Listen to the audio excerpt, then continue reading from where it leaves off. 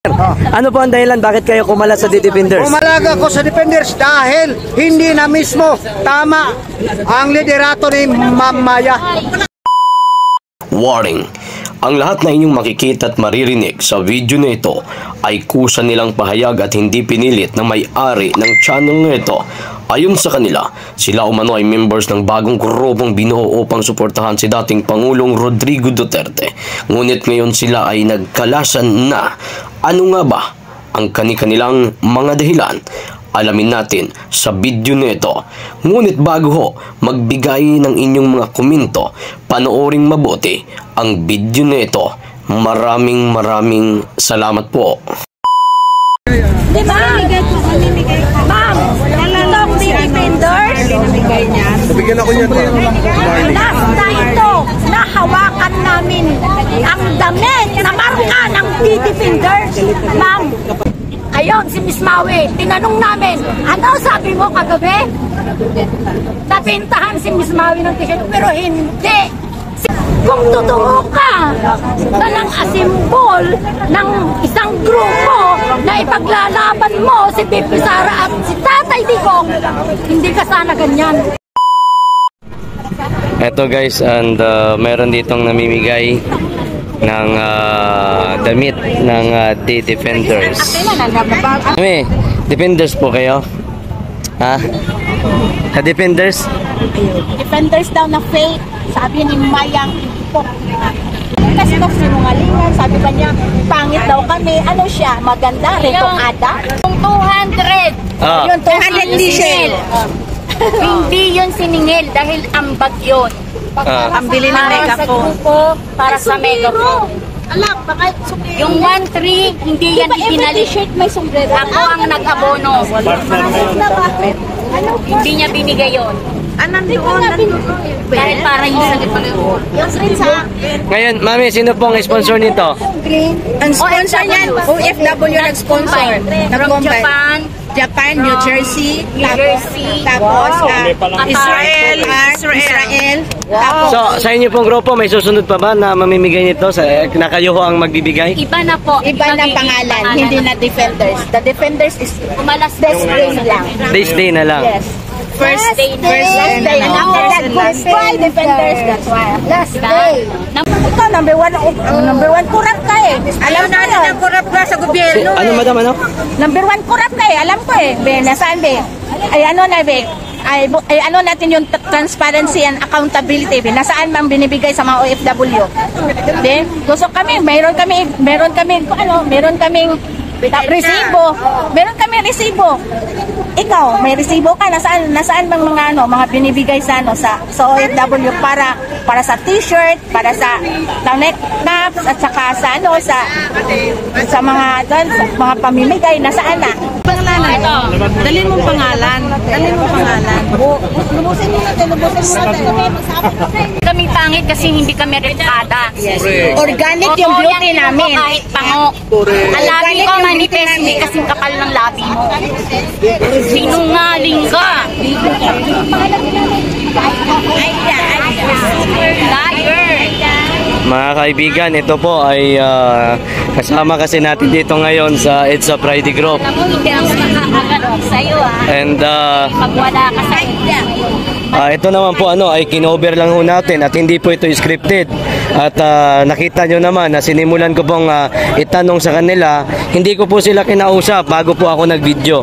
Ito pong inyong narinig, kusa po ito galing po sa kanilang mga sarili ho, Oo, hawakan. Ayun sila, mami.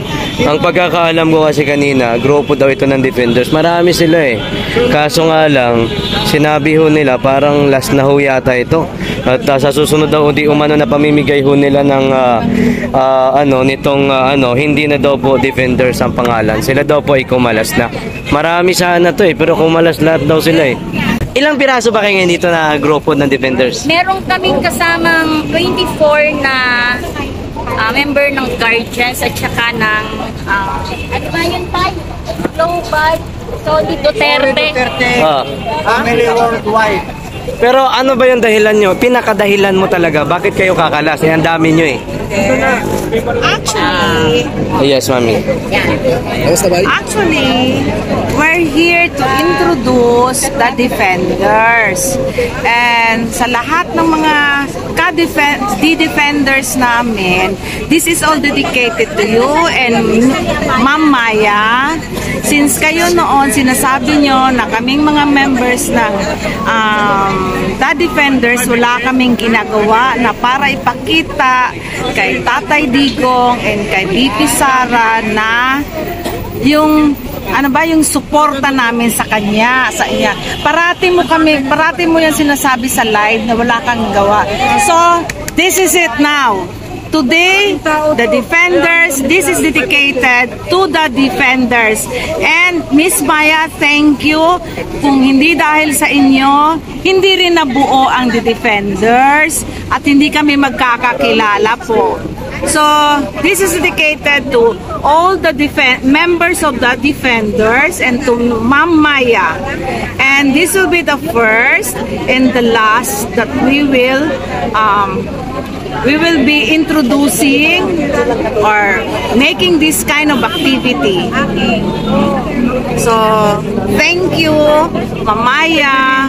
Kung hindi kayo natuwa sa amin, we cannot please everybody. But we just want to clear out things. Kasi ang sabi daw, alam ko naman di mo ako pinangalanan, Mamaya, no? Hindi nyo ako pinangalanan na merong bentahan ng t-shirts dito na pinaanuhan namin sa Bisaya pag ipamugasan namin ang t-shirt, which is not true. Kasi itong 50 pieces na cups and t-shirts is donated by, shout out Loribet, sino pa yun? Si Ma'am Jean, si Ma'am Annie, si Esther, and who else? Hindi ito ang pera na pinaprint nitong mga t-shirts si Russian, hindi ito dumaan kay Miss Maya. Yung mga nag-sponsor nito ay nag-direct doon sa printer, kay Cliff. Doon yan. So, because of that, maraming issue na traidor daw si Cliff, may nagbebenta. So, kami po, ayaw namin ng gulo. Kaya nga kami nakipag-members in behalf, because we love Tatay Digong so much and BP Sara.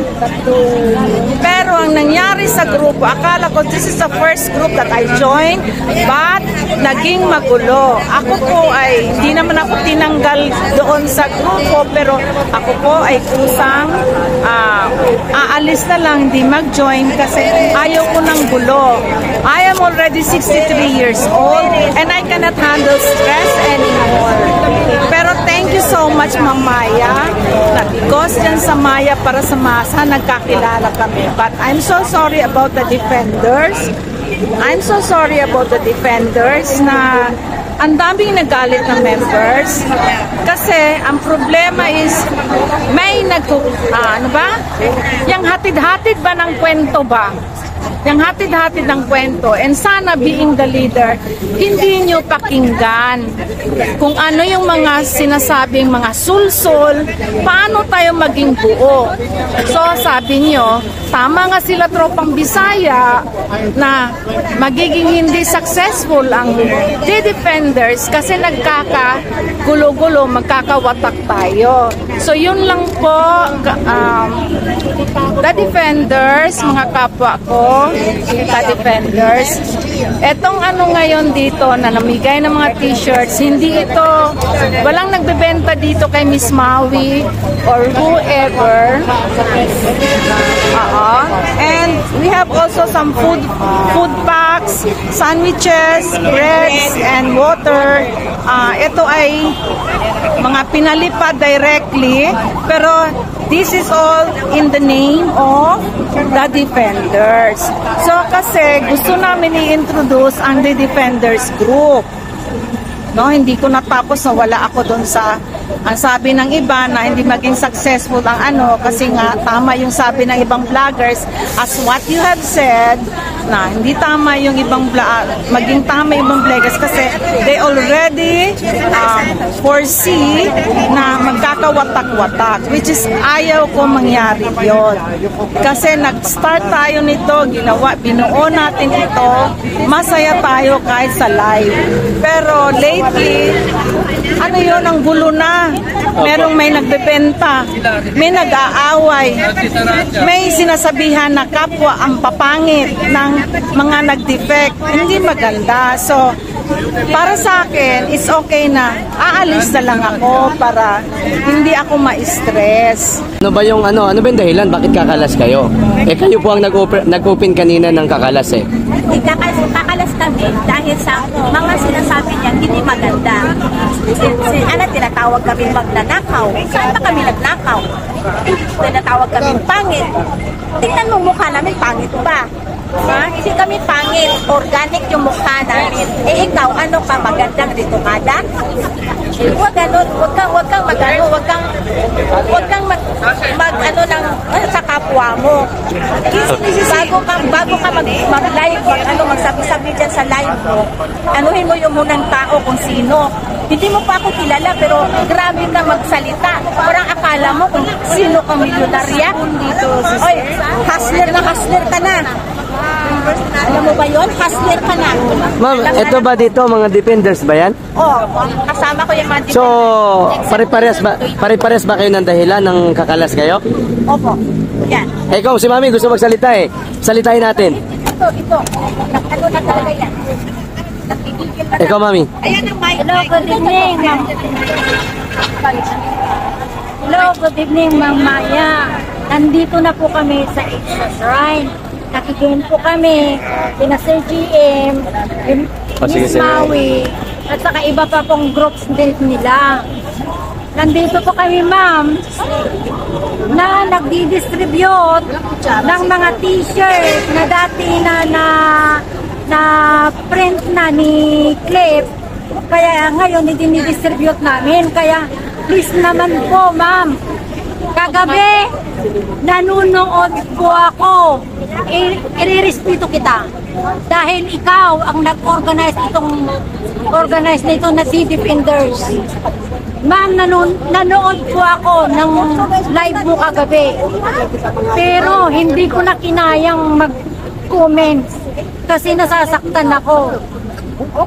Hindi po maganda yung ginawa mo bilang isang leader. Sa totoo lang.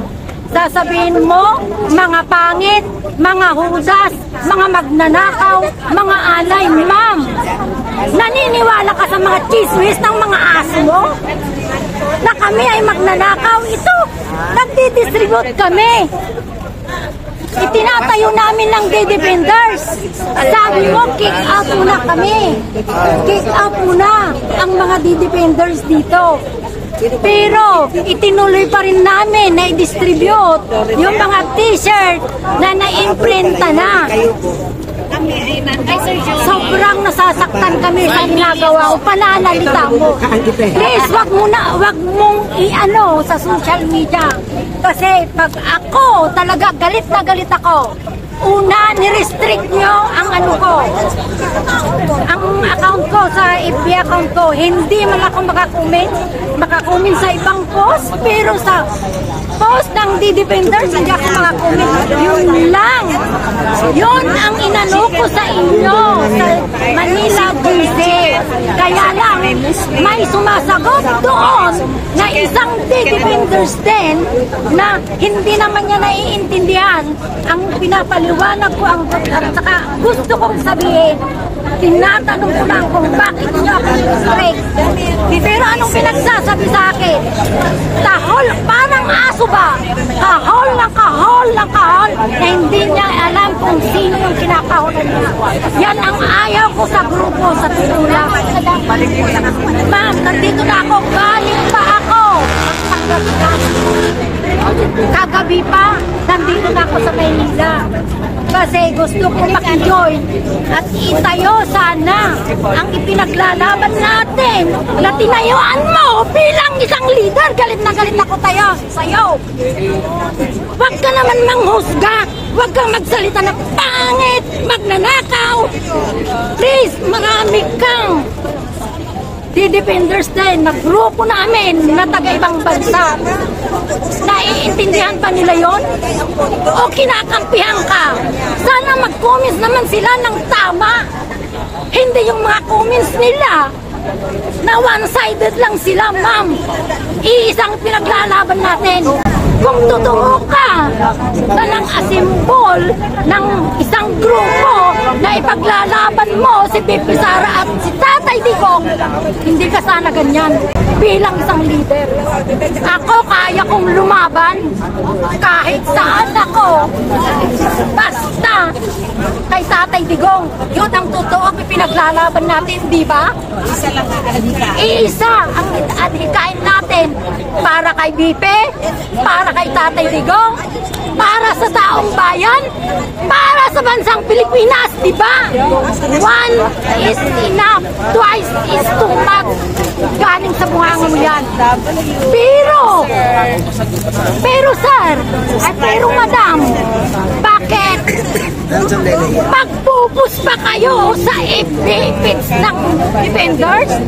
Bakit? Anuhan naman ninyo?